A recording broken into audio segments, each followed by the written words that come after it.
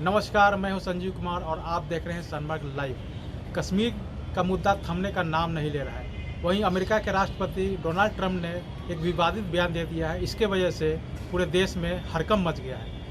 इस मुद्दे को विराम देने के लिए भारत के रक्षा मंत्री राजनाथ सिंह ने लोकसभा में अपनी सफाई दी। वहीं इसी मुद्दे को लेकर गृह मंत्री अमित शाह ने क्या कहा, आप सुने।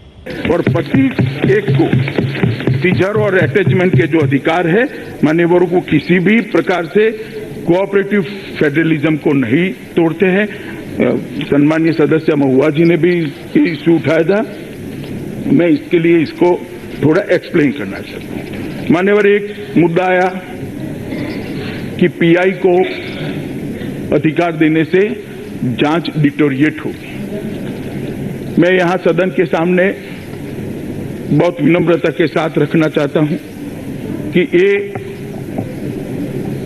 एनआईए एक विशिष्ट कार्यदल है। आतंकवाद के सामने लड़ने के लिए स्पेशलाइज्ड ट्रेनिंग लिया हुआ कार्यबल है। ये पुलिस स्टेशन नहीं है। इसके अंदर एक एडमिनिस्ट्रेटिव हायरार्की तय की है, रिव्यू की व्यवस्था करी है। जो जांच होती है उसको एसपी लेवल पर रिव्यू किया जाता है, डीआईजी लेवल पर रिव्यू किया जाता है, आईजी लेवल पर रिव्यू किया जाता है, अंततोगत्वा एनआईए के डायरेक्टर के लेवल पर भी इसका रिव्यू होता है, इसकी स्क्रूटिनी होती है।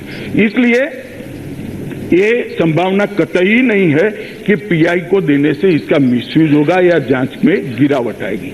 यहां जो दिक्कत है मैं बताना चाहता हूं, और ये सिर्फ हम एनआईए के लिए कर रहे हैं। सादा मतलब राज्य की पुलिस जब जांच करेगी तब हमने जो एसपी का प्रावधान है उसको एज इट इज रखा है। मानवर, एनआईए का कार्य क्षेत्र पूरा देश है।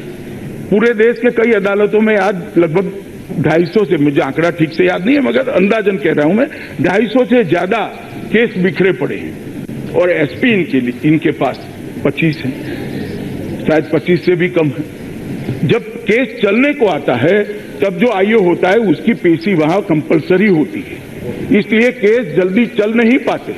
इसलिए निहायत जरूरी है कि पीआई को यह अधिकार दे।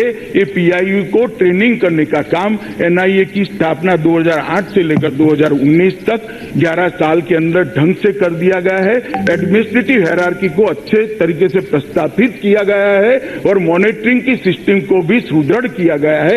इसके पीछे हमारा उद्देश्य केवल और केवल इतना है कि जांच जल्दी हो और ट्रायल जल्दी चल जाए, निर्दोष हो तो छूट जाए, दूषित हो तो उसको सजा हो जाए। अब भला इसमें किसी को क्या विरोध हो सकता है? डाइल्यूट कर दिया, डाइल्यूट कर दिया, डाइल्यूट। एक और कह रहे हो टाइट मत करो, एक और कहते हो डाइल्यूट मत करो। मेरी तो समझ में ही नहीं आता क्या करें। मान्यवर, एक सवाल उठाया गया कि दिनों तक पेशी नहीं हो रही। ऐसा नहीं। यूएपीए के कानून के अंदर 24 घंटे के अंदर ही कोर्ट के सामने पेश करने का प्रोविजन सीआरपीसी जैसा ही है। इसको हम बदलना चाहते भी नहीं, बदला भी नहीं। जिसको भी पुलिस पकड़ती है उसको 24 घंटे में सक्षम कोर्ट के न्यायिक अधिकारी के सामने पेश करने का प्रोविजन है। सिर्फ बदल इतना है कि सीआरपीसी के अंदर 14 दिन की रिमांड होती है, यहां 30 दिन की रिमांड होती है, क्योंकि जिस तरह की कॉम्प्लेक्स जटिल गुनाह की जांच एनआईए को करनी होती है, इसमें बहुत सारे डायमेंशन जुड़े हुए थे, इंटरनेशनल लिंकिंग्स भी जुड़ी हुई होती है, कंप्यूटर भी इसके एनालिसिस करने होते हैं। मान्यवर, कई बार फेक करेंसी के केस होते हैं तो उसको अन्य जगहों पे भी ले जाकर जांच करनी पड़ती है। तो इसलिए 14 दिन की जगह उसकी रिमांड का अवधि 30 दिन का है। बाकी उसको तो 24 घंटे में जज के सामने पेश करना ही है। और ये 30 दिन भी मैं नहीं लाया था, मैं नहीं लाया हूं, श्रीमान चिदम्बरम साहब लाए थे। ये सिर्फ आपकी याद में रही थी। अमरोहा के केस का श्रीमान दानिश अली जी और सदस्य ओवैसी साहब ने जिक्र किया कि अमरोहा के केस में साहब पुलिस को बदनाम करना बहुत सरल होता है।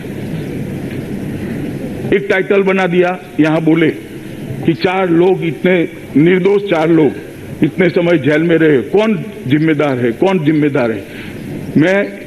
आप अभी यूएपीए को छोड़ दो, सीआरपीसी के अंदर किसी को पकड़ते हो और वो अगर निर्दोष छूट जाता है तो कौन जिम्मेदार है? मैं पूछना चाहता हूं, जो मुझे सवाल पूछते हैं उनको पूछना चाहता हूं। तो सीआरपीसी भी एबोलिश कर दे दादा, तो सीआरपीसी भी एबोलिश कर दे, लॉलेसनेस कर दे देश में। हर कानून के अंदर एक संभावना रहती है मान्यवर, जब उसको न्याय तो उसी को कहते हैं ना, पुलिस लेकर गई उसको सजा नहीं करते हम। न्याय किसको कहते हैं? पुलिस अपना पक्ष अदालत के सामने रखती है, अपराधी अपना पक्ष रखता है, अदालत को लगता है कि निर्दोष है तो छोड़ देता है। इसमें जिम्मेदारी तय करोगे तो कोई क्यों पकड़ेगा? बताइए, क्यों पकड़ेगा? और अगर यूएपीए एबोलिश करना है, इतने तीव्रता से भाषण करे वसीर साहब ने कि एबोलिश कर दो, तो फिर सीआरपीसी को भी एबोलिश कर दीजिए। सब एक भी पुलिस की देश में जरूरत क्या? सद्भावना से जिए। क्या जरूरत है पुलिस की देश में? किस प्रकार के विचार व्यक्त किए जा रहे हैं इस संसद के अंदर? मान्यवर, मैं कहना चाहता हूं, ये अमरोहा के केस में 14 लोगों को पकड़ा गया, 10 लोगों के खिलाफ चार्जशीट की, वो लिप्त पाए गए, आज तक जमानत नहीं हुई है। और ये 4 बच्चों को पूरा इन्वेस्टिगेशन करते करते करते जब पाया गया वो लिप्त नहीं है, ऐसा नहीं है, उनको जेल में रखने पड़े ऐसे एविडेंस नहीं है, इसलिए उनका बेल हुआ है। वो भी एनआईए ने विरोध नहीं किया है, इसलिए नहीं हुआ है, क्योंकि उसकी कस्टडी की जरूरत नहीं। हम बातों को ट्विस्ट कर कर जनता में क्या संदेश देना चाहते इस सदन के बाद में, मेरी तो समझ में नहीं आता मान्यवर। और एक कमजोर एविडेंस था, इसलिए चालान न करा हमने। चालान करना एनआईए ने उचित नहीं समझा, चालान करते तो शायद न होता।